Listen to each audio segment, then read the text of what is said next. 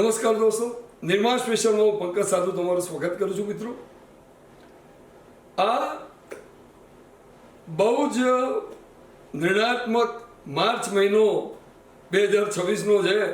એક તરફ વિશ્વયુદ્ધ થયું છે, બીજી તરફ મોસમ એની અસરો બદલ્યા કરે છે.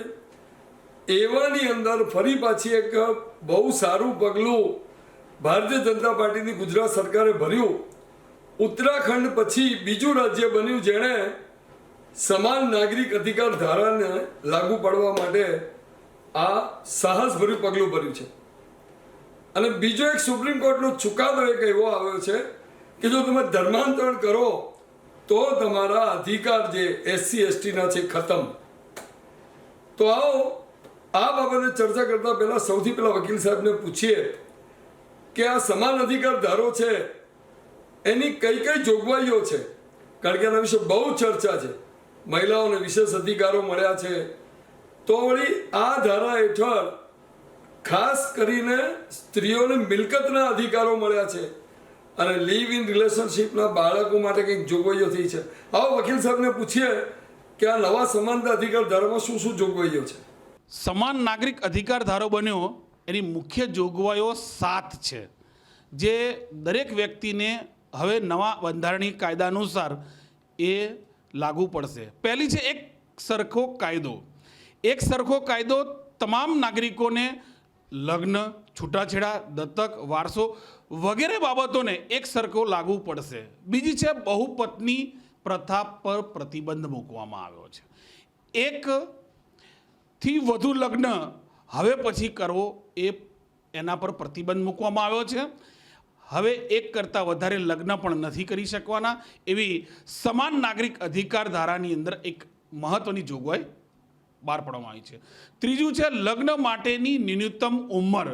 પુરુષ અને સ્ત્રી માટે લગ્નની ન્યૂનતમ ઉંમર સમાન રાખવામાં આવી છે, જે છે પુરુષ માટે 21 વર્ષ છે, જ્યારે સ્ત્રી માટે 18 વર્ષ છે. હવે દરેક પ્રકારના લગ્નનો નિયમ દરેક સમાન ગતિએ કરવામાં આવશે. ચોથો છે છૂટાછેડા માટેનો સમાન હક. સ્ત્રી અને પુરુષ બંને છૂટાછેડા માટે સમાન અધિકાર મળશે. જેમ કે સ્ત્રી અને પુરુષને છૂટું થવું હોય તો થઈ શકશે, પરંતુ બંનેની સંમતિ હોવી ખૂબ જ જરૂરી છે. વારસામાં સમાન હક. આ મિત્રો 5મી જોગવાઈ ખૂબ જ મહત્વની છે.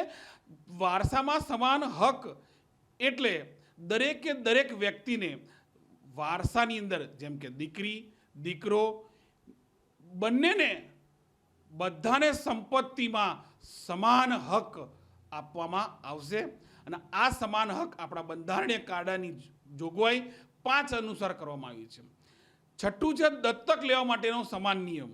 મિત્રો, આ દત્તક લેતી વખતે તમામ ધર્મના લોકો, હિન્દુ, મુસ્લિમ, શીખ, ઈસાઈ વગેરે અનેક ધર્મના લોકો, બધા જ ધર્મના લોકો માટે દત્તક લેવાના નિયમો એક જ સરખા લાદવામાં આવી રહ્યા છે. છેલ્લો છે 7મો ભરણ પોષણનો હક. છૂટાછેડા પછી મિત્રો, જ્યારે છૂટાછેડા પછી પત્ની અને પતિ અલગ થઈ જાય છે ત્યારે બાળકો માટે સરકારે ખૂબ જ બંધારણીય કાયદાની અંદર ખૂબ જ મહત્વની બાબત કરવામાં આવી છે કે એને જ્યાં સુધી 18 વર્ષ ન થાય ત્યાં સુધી એને ભરણ પોષણનો કાયદો લાગુ પડશે. અને એ પણ ભરણ પોષણ આપવું બંને જેની પણ મરજી નહીં હોય એ પ્રમાણે એને હક આપવામાં આવશે. આ તમામ જોગવાઈઓ ખૂબ જ મહત્વની છે. બંધારણની કલમો જે આપણા માનવ અધિકારની અંદર લાદવામાં આવેલા છે, આ નાગરિક સમાન અધિકાર ધારાની આ 7 જોગવાઈ આપણા ભારતીય બંધારણની અંદર હવે નવી જોગવાઈ કરવામાં આવી છે, જેમાં 7 જોગવાઈ ખૂબ જ મહત્વનું સ્થાન ધરાવે છે. સમાન ધારો જે અત્યારે હાલ ગુજરાત સરકારે અમલમાં મૂક્યો છે, એમાં તો એક લગ્નની નોંધણી સરકારે કમ્પલસરી કરી છે. જે નોંધણી કર્યા બાબતે એવું છે કે ભાઈ હવે નોંધણી કરી એટલે આજે જે લોકો ભાગી જઈને લગ્ન કરતા હોય છે, કે જે સ્ત્રીને ફોસલાવીને કેવી રીતે લઈ જતા હોય છે, લગ્ન કરીને ખોટી રીતે ફસાવતા હોય છે, એ હવે એના પર રોકટોક લાગશે. બીજી વસ્તુ કે સમાન અધિકારમાં દીકરા દીકરીને વારસાઈનો અધિકાર મળ્યો છે કે જેમાં દીકરા અને દીકરીને સમાન હક મળશે વારસાઈમાં, કે જેટલું દીકરાને વારસાઈ તરીકે 50% દીકરાનો હક હશે તો 50% દીકરીનો હક હશે. આ ઉપરાંત મુસ્લિમ કાયદામાં બી આ જે યુસીસીનો કાયદો જે ગુજરાત સરકારે લાગુ પાડ્યો છે એ મુસ્લિમ લોકોને પણ લાગુ પડે છે, અને એમાં પણ મુસ્લિમ જે સ્ત્રી છે એને પણ એના પુરુષ સાથે, એટલે મીન્સ કે એને પણ એ લોકોના જ્ઞાતિમાં પણ એ લોકોને પણ સમાન હક આ કાયદાથી મળી રહે છે. બીજી વસ્તુ કે લિવ એન્ડ રિલેશનશીપમાં જે લોકો રહેતા હોય છે એ લોકોને પણ જે છોકરી રિલેશનશીપમાં રહેતી હોય છે એને પણ કાલોટીને જો એ પુરુષ છોડી દે અથવા તો એને કોર્ટમાં જવું હોય તો એ પોતે કોર્ટમાં જઈ શકે છે, અને એના માટે અથવા એના થકી લિવ એન્ડ રિલેશનશીપ થકી જે બાળક થયું હોય એ બાળક માટે પણ પોતાના હક માટે એ લડી શકે છે, ભરણપોષણની અરજી પણ કરી શકે છે. સાથે સાથે અન્ય જોગવાઈની જો વાત કરીએ આપણે તો અન્ય જોગવાઈમાં છૂટાછેડા અંગે બી સરકારે ઘણા સારા નિયમો આ યુસીસી કાયદામાં મૂક્યા છે, અને એ સાથે બાળકોને અને સ્ત્રીઓને કે જે એક સ્ત્રી બીજી સ્ત્રી સાથે રહેતી હોય અથવા તો બીજી એક પુરુષ લિવ એન્ડ રિલેશનશીપમાં રહેતો હોય અને જો એના માટે બીજી જે મૂળ પત્ની છે એને જે અધિકારો મળવા જોઈએ એ નથી મળતા, અને એના માટે સતત સફર કરતી હોય છે. અને જો આ કાયદો અમલમાં આવશે તો કદાચ મૂળ પત્ની કે જે છે એને પોતાને થોડુંક સફર ઓછું કરવું પડે, કોર્ટમાં કદાચ એને પોતાનો હક મળશે એવો વિશ્વાસ રહે, અને આ સમાન અધિકારથી સ્ત્રીઓને ઘણો ફાયદો થશે એવું મારું માનવું છે. અને હવે વાત કરીએ સુપ્રીમ કોર્ટના ચુકાદાની. આંધ્રપ્રદેશની અંદર એક પાદરી છે, એમની સાથે મારપીટ થઈ અને એમણે શિડ્યુલ કાસ્ટ અને શિડ્યુલ ટ્રાઇબના જે ખાસ વિશેષ કાયદા હેઠળ દાદ માગી કે મને એના ઉપર દાદ મળે. હવે પોતે ક્રિશ્ચન પાદરી છે, હાઈકોર્ટમાં હારી ગયા, કારણ કે હાઈકોર્ટે કહ્યું કે તમે એક વખત જાતિ બદલો પછી તમને શિડ્યુલ કાસ્ટ શિડ્યુલ ટ્રાઇબના અધિકારો ના મળે. એ પછી આ મામલો પહોંચ્યો સુપ્રીમ કોર્ટમાં, અને સુપ્રીમ કોર્ટે આ અધિકારોને ખતમ કરી નાખ્યા. એક એવો ચુકાદો આપ્યો કે જેની અંદર જો ધર્મ પરિવર્તન કરો તો તમારી જાતિ બદલાઈ ગઈ છે, માટે તમને પેલા અધિકારો મળતા નથી. તો આમાં શું સુપ્રીમ કોર્ટનો ચુકાદો છે એ વકીલ સાહેબને જ પૂછીએ. જે સુપ્રીમ કોર્ટે તાજેતરમાં જજમેન્ટ આપ્યું છે એમાં પહેલાં એવું હતું કે લોકો કોઈ પણ ધર્મનો માણસ એસસી થઈ શકતો હતો, પણ હવે એવું છે કે સુપ્રીમ કોર્ટે એવું કહ્યું કે ક્રિશ્ચિયન છે અથવા બીજી કોઈ પણ જાતિના વ્યક્તિ હોય, ઓબીસી પણ હોય, એ લોકો ધર્મ પરિવર્તન કરીને એનો લાભ લેવા માંગતા હોય તો ના પાડી. કારણ કે દાખલા તરીકે કોઈ ક્રિશ્ચિયન છે એ મુસ્લિમ થાય અને એને બીજા બે લગ્ન કરવા હોય તો એ ના કરી શકે. પહેલાં એ લોકો બધા એ જ રીતે કોઈ આદિવાસી માણસ ક્રિશ્ચિયન હોય એ પોતે આદિવાસી થઈ ગયો છે કે હરિજન થઈ ગયો છે એવું કન્વર્ટ કરે પોતાની જાતને, તો એ બધા આદિવાસીઓના લાભો પહેલાં મળતા હતા. પણ સુપ્રીમ કોર્ટે ના પાડી કે ઓરિજિનલ આદિવાસી હોય કે હરિજન હોય કે અનુસૂચિત જનજાતિ એટલે વિચરતી જાતિ જેને કહીએ છીએ આપણે, એવા લોકોને જે સરકાર લાભો આપતી હતી એ લાભો હવે આવું ધર્મ પરિવર્તન કરે અને એ લોકો એસસી થાય કે આદિવાસીમાં પરિવર્તન કરે તો એ લાભો સુપ્રીમ કોર્ટે ના પાડી કે હવે એવા લાભો એમને મળશે નહીં. એ જ રીતે પેન્શનના પણ લાભો મળતા હોય છે લોકોને જે ધર્મ પરિવર્તન કરે, એ પણ ના પાડી દીધી. એ જ રીતે આપણા હિન્દુઓમાં આ જો કે જજમેન્ટની બહારની વસ્તુ છે, પણ હું આ જે અગાઉના જજમેન્ટો છે એના આધારે કહું છું કે દાખલા તરીકે હિન્દુઓ પહેલાં મુસ્લિમ થઈ અને 2 લગ્ન કરતા હતા, કારણ કે હિન્દુ મેરેજ એક્ટની અંદર 2 લગ્ન કરવાની ના પાડી છે. એટલે લોકો શું મુસ્લિમમાં કન્વર્ટ થઈ અને લગ્ન કરતા હતા. હકીકતમાં એ કન્વર્ટ થઈને 2 લગ્ન કરે એ ઇલીગલ જ છે.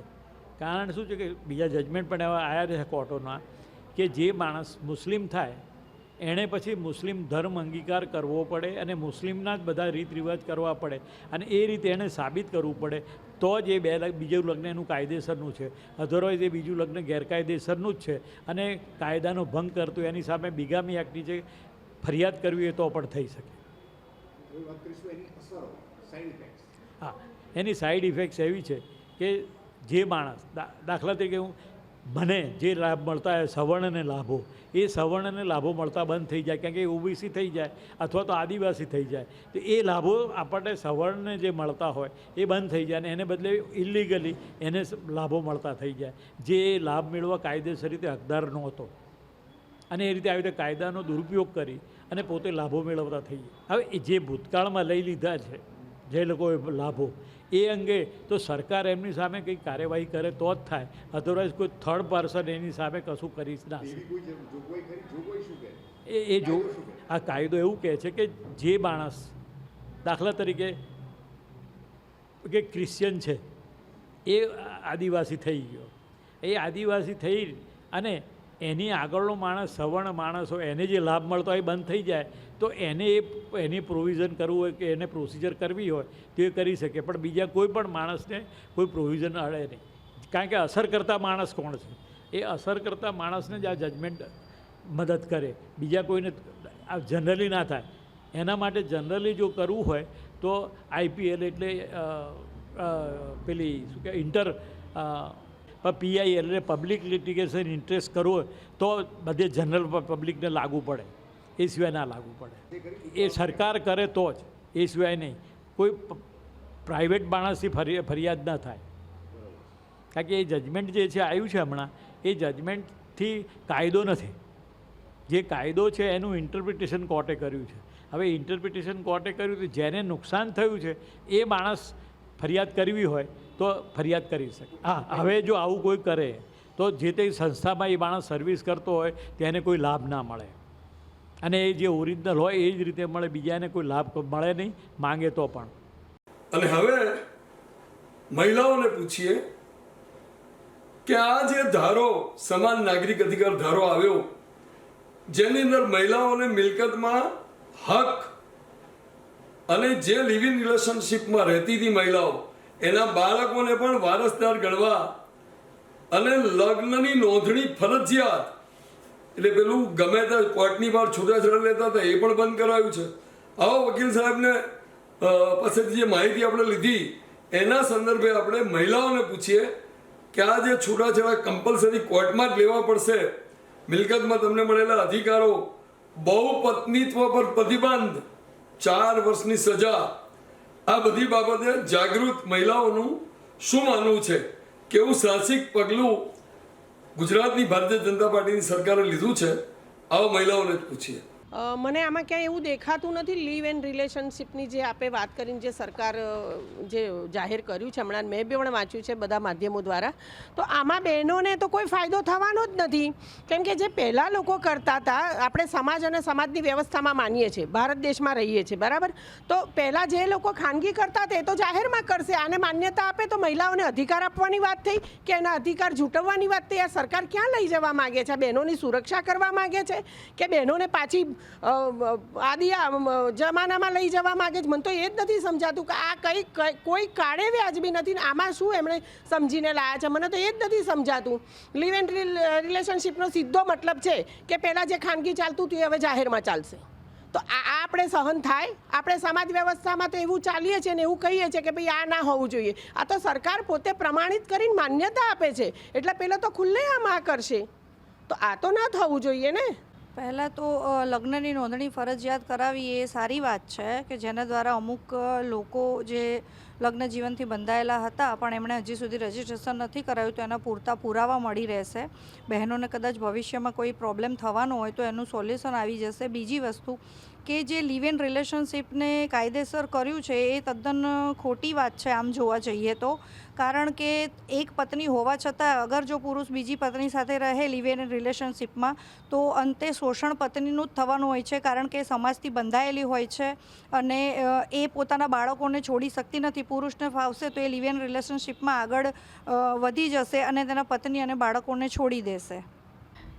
સૌથી પહેલાં તો સરકારશ્રીને વિનંતી છે કે કોઈ પણ ધારો આવી રીતનો લાગુ પડે તો એમાં પહેલાં ગહન વિચાર કરવો બહુ જ જરૂરી છે. કેમ કે હા, આ સુરક્ષાની જ વાત છે. આજે એ કહે છે કે મહિલાની સુરક્ષા વધારી છે, બરાબર, પણ આમાં મહિલાની સુરક્ષા વધારી નથી, પણ મહિલાને બીજી મહિલાની દુશ્મન બનાવી દીધી છે, બરાબર. કેમ કે આજે લિવ ઇન રિલેશનમાં એમણે જે કાયદો મૂક્યો છે અને એના લિવ ઇનમાં જે બાળકો થાય એને પણ હક આપવાનું વિચાર્યું છે. તો આજે તમે વિચારો કે જે પુરુષે લિવ ઇનમાં પણ રહે છે અને એની કાયદેસરની પત્ની અને એના બાળકો બી છે, તો આજે એ કોને ન્યાય આપી શકશે? પૂરતો ન્યાય કોને મળશે? એની સામાજિક રીતે જે છે એ પત્નીને અને એના બાળકોને, કે લિવ ઇનમાં રહેવાવાળી પત્ની અને એના દ્વારા છોકરા થયા હશે એને? કેમ કે આજે બંનેને આ તો ઉલટાનું એવું જ થયું કે પેલી સમાજની જે કાયદેસરવાળી પત્ની ને બાળકો છે એને લિવ ઇનવાળી પત્ની અને બાળકો સાથે તો દુશ્મનાવટ થઈ ગઈ, સામે એને કાંડા કાપી નાખ્યા. લેડીઝને જ લેડીઝની દુશ્મન બનાવવાવાળો કાયદો છે. અને આમાં તો સુરક્ષા ક્યાં વધી? સુરક્ષા તો મને ક્યાંય વધેલી દેખાતી નથી. કેમ કે આ તો પુરુષ પ્રધાન દેશમાં, બરાબર, આ તો પુરુષોને એને કહેવાય ને એક સારામાં સારું હથિયાર આપી દીધું આ નિયમ બનાવીને. આજે નહીં કરતો હોય ને એ વ્યક્તિ બી આવી રીતે લિવ ઇનમાં રહેવા માંડશે અને એને તો મજા જ મજા છે. આમાં ક્યાં સુરક્ષા જેવું દેખાયું?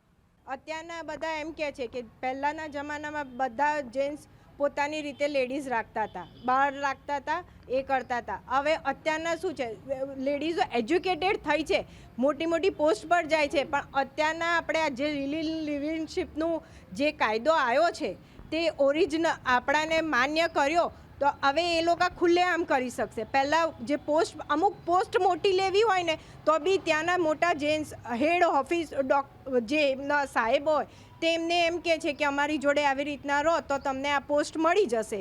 હવે એ લોકો ખુલ્લેઆમ કહી શકશે કે આ વસ્તુ છે. અને આ રીતનું લેડીઝોનું શોષણ થાય છે. જે ભણેલી હોય છે તો પણ લેડીઝનું શોષણ થાય છે. પહેલાં લેડીઝો નથી ભણતી તો પણ આ રીતનું શોષણ થતું હતું. આ બધા પર પ્રતિબંધ મૂકી મહિલાઓની સુરક્ષા ના વધી? ના, નહીં જ લાગી. શું સુરક્ષા વધી? કશું સુરક્ષા ના વધી. હવે તો એક નામ પડી ગયું કે લિવ ઇન રિલેશનશીપમાં રહે છે અને એને કાયદાસર માન્ય થઈ ગયું એ લોકોનું કે આપણે આવી રીતના રહીશું એવી રીતના. અને છોકરાઓને જે કાયદામાં એ મળે કે મિલકતો મળશે, કયા રીતની મિલકતો મળશે? એ 4 લેડીઝ જોડે રિલેશનશીપમાં રહેશે તો એ 4 જણને આપી શકશે? એ નાદાર જાહેર થઈ જશે તો ક્યાંથી મળશે એને? અત્યારના રહે છે નાદાર જાહેર થઈ જાય તો કોર્ટ કશું કરી ના શકે. તો એ તો વસ્તુ એને ઉડતાકનો ફાયદો થઈ ગયો કે મળી શકશે, અને નાદાર જાહેર થઈ જાય એટલે છોકરાઓને બી કશું ના મળે. મારું માનવું તો એવું છે કે આ રિલેશનશીપ જે ધારો પસાર કર્યો એમાં બાળકોને હક એ યોગ્ય નથી. આજે સરકારે આ વસ્તુ બહાર પાડી છે તો એના વિશેને વિચાર બી કરવો જોઈએ. એક બાજુ તો સરકાર પહેલાંના જમાનાનું જોવા જાઓ તો લગ્ન પ્રથા, એ લગ્ન કરવાનું અને એ કાયદેસરની રીતે એનું રજિસ્ટ્રેશન આ તે બધા જ નિયમો બહાર પાડ્યા. અને પછી અત્યારે એક નવો નિયમ બહાર પાડે છે કે રિલેશનશીપમાં રહી અને બાળકને કાયદેસરનો હક આપવાનો. તો આ કઈ રીતે યોગ્ય છે? પહેલી વાત તો હું એ જ કહીશ કે મહિલાઓની સુરક્ષા તો નથી જ. કેમ કે અમદાવાદમાં કાલે જ મેં એક કિસ્સો વાંચ્યો છે કે નાની 6 વર્ષની, 5 વર્ષની અને 15 વર્ષની દીકરીઓને બહુ ગંદી રીતે છેડવામાં આવે છે બસની અંદર, ગમે તે જગ્યાએ. એકલી અત્યારે મારી દીકરી છે તો પણ હું એકલી નથી મૂકી શકતી અત્યારે, કેમ કે એટલી સમાજ આપણા આજુબાજુ એટલું છોકરાનો ડર પેસી ગયો છે કે છોકરી એકલી ના મૂકી શકીએ. પણ હવે કાયદા પોલીસ તંત્ર એ પણ કંઈ કરી શકતી નથી. હવે બધી સમાજવાળા પોલીસને કહી શકતા નથી, સમાજની વ્યવસ્થા એવી છે એટલે. અને મહિલાઓની સુરક્ષા કોર્ટમાં જઈ શકતી નથી. અને આ કાયદાથી દરેક હિન્દુ હોય, મુસલમાન હોય, ક્રિશ્ચિયન હોય, પારસી હોય, દરેક ધર્મની દરેક લેડીને આ પ્રોપર્ટી રાઇટમાં એક સરખો સમાનતાનો અધિકાર મળશે. એટલા માટે આ બહુ જ અગત્યનું છે. હા, લગ્નની નોંધણી એટલે ફરજિયાત છે કેમ કે આજકાલ ગેરકાયદેસર લગ્ન થતા હોય છે, દ્વિપતિત્વ રાખવાનું હોય છે, લિવ ઇન રિલેશન્સ બધે વધી રહ્યું છે. કાયદાની જે એ છે એ તૂટી રહી છે ક્યાંય ને ક્યાંય, એવું મને લાગી રહ્યું છે. એટલે લગ્નની નોંધણી ફરજિયાત કરવાથી આ લગ્ન કાયદેસર રીતે થયું છે એની એક પ્રમાણપત્ર આપવામાં આવે છે રજિસ્ટ્રાર તરફથી. એટલે ખૂબ અગત્યનું છે. અને હવે આ યુસીસી સમાન નાગરિક અધિકાર ધારાની જે જોગવાઈઓ છે એમાં ખાસ કરીને આદિવાસી અને મુસ્લિમ સમાજ માટે એની પરંપરાગત પદ્ધતિઓને ચાલુ રાખવામાં આવી છે. જેમ કે મુસ્લિમ સમાજમાં ફોઈના દીકરા સાથે લગ્ન કરાય છે, તો એ ઐતિહાસિક સુધારો છતાં આ જોગવાઈઓ ચાલુ રહી છે. એ બાબતે લઘુમતી મુસ્લિમ સમાજ શું માને છે, એમનું શું કહેવું છે? 4/2/2025 રોજ ગુજરાત રાજ્ય સરકાર દ્વારા જ્યારે યુસીસી કમિટીની જ્યારે રચના કરવામાં આવી, ત્યારે જસ્ટિસ રંજના પ્રસાદ દેસાઈ, જે જજ સાહેબ રિટાયર સુપ્રીમ કોર્ટના હતા, એમણે મિટિંગ રાખેલી. એ મિટિંગની પ્રથમ મિટિંગમાં મેં જઈને મારા તમામ સજેશનો 31 પેજના સજેશનો એમની સમક્ષ મૂકેલા અને ખૂબ જ લાંબી ચર્ચા થઈ હતી. એ દરમિયાન ચર્ચામાંથી જે સૂર જે નીકળ્યો હતો એ પ્રમાણે એવું હતો કે આ કાયદો કોઈપણ જાતના કોઈપણ ધર્મના રીત રિવાજો કે મરણ પ્રસંગ કે લગ્ન પ્રસંગની અંદર કોઈપણ જાતના એન્ટરફેર કરવા નથી માંગતો. જે સામાજિક રીત રિવાજો જે છે એમાં કોઈપણ જાતના એમાં પડવા નથી માંગતો. પણ જ્યાં વિવાદ હશે ત્યાં આ કાયદો અમલીકરણમાં આવશે. એટલે વિવાદ શું હોય છે? વારસાઈના વિવાદ હોય છે, એક કરતાં વધુ પત્ની હોય તો એના સામાજિક વિવાદ હોય છે, લગ્ન પછી છૂટાછેડાના વિવાદ હોય છે, ઓરમાન સંતાન હોય, ઓરમાન પિતા હોય, ઓરમાન પત્ની હોય, ઓરમાન માતા હોય, એમના વિવાદ હોય છે. એ જે વિવાદો જે છે એ વિવાદોને સમસ્યાઓનું નિરાકરણ કરવા માટે આ કાયદાનું ઉદ્ભવ થયો છે. એમાં તમામ ધર્મના લોકોનું એક જ કાયદાનું આજે એક રચના કરવામાં આવી છે. અને કોઈ પણ કાયદો, જેમ કે પારસી લગ્ન ધારો હતો, ક્રિશ્ચન લગ્ન ધારો હતો, હિન્દુ એડોપ્શન એક્ટ છે, હિન્દુ મેરેજ એક્ટ છે, હિન્દુ સક્સેશન એક્ટ છે, એવા ઘણા જુદા જુદા કાયદાઓ હતા. એ કાયદાઓ કોર્ટની અંદર જ્યારે પણ જતા હતા ત્યારે તમામ ધર્મના લોકોને અલગ અલગ અલગ રીતે તમામ રીત, એ જજ સાહેબ એક જ હોય પણ એમને અલગ અલગ કાયદાનું એક અનુસરણ કરીને એ પ્રમાણે ન્યાય આપવો પડતો હતો. એમાં ક્યાંક સમજણને કારણે અથવા તો અસમાનતાના કારણે ન્યાય આપવામાં ક્યાંક મુશ્કેલીઓ પણ નડતી હતી અને એના કારણે કોર્ટ કેસોમાં ખૂબ જ મોટો ભરાવ થતો હતો. એટલે આ એક જ કાયદો હોવાના કારણે હવે આવનાર દિવસોમાં જે કાયદાની સમાનતાના કારણે જે કાયદાની જુદી જુદી પુસ્તકો, જે 10-12 પુસ્તકો જે હતી દરેક કાયદાની, એ કાયદાની પુસ્તકોને બાજુ પર રાખીને એક જ કાયદા ઉપર નિર્ણય લેવાશે. એટલે એમાં સરળતા આવશે. નંબર 2 કે મુસ્લિમ સમાજને એનાથી શું નુકસાન અને શું ફાયદા? તો મુસ્લિમ સમાજની જે રિચ્યુઅલ્સ જે છે, ધાર્મિક જે પ્રથાઓ જે છે, એના ઉપર કોઈ પણ જાતનું આમાં પ્રતિબંધ કરવામાં નથી આવ્યો. લગ્ન પ્રસંગ છે કે મરણ પ્રસંગ છે કે અન્ય જે કંઈ સામાજિક પ્રસંગો છે, એ પ્રસંગોમાં કોઈ પણ ધર્મના પ્રસંગોને છેડછાડ કરવામાં નથી આવી. જેમ કે કેટલાક લોકો એવી વાત કરતા હતા કે આંતરિક સંબંધ એટલે નજદીકના મુસ્લિમ સમાજમાં જનરલી નજીકના સંબંધીઓને ત્યાં લગ્ન પ્રથાનો રિવાજ છે, તો એ રિવાજમાં પણ કોઈ પણ જાતની બાંધછોડ નથી કરવામાં આવી. જે પ્રમાણે થતું હતું એ પ્રમાણે જ રાખવામાં આવ્યું છે. માત્ર જ્યાં વિવાદ થાય ત્યાં જ એનું અમલ થશે, એની સ્પષ્ટ જોગવાઈ કરવામાં આવી છે.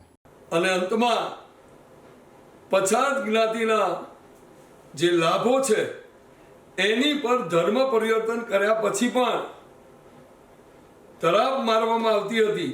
એ બાબતે સુપ્રીમ કોર્ટનો ઐતિહાસિક ચુકાદો આવ્યો છે.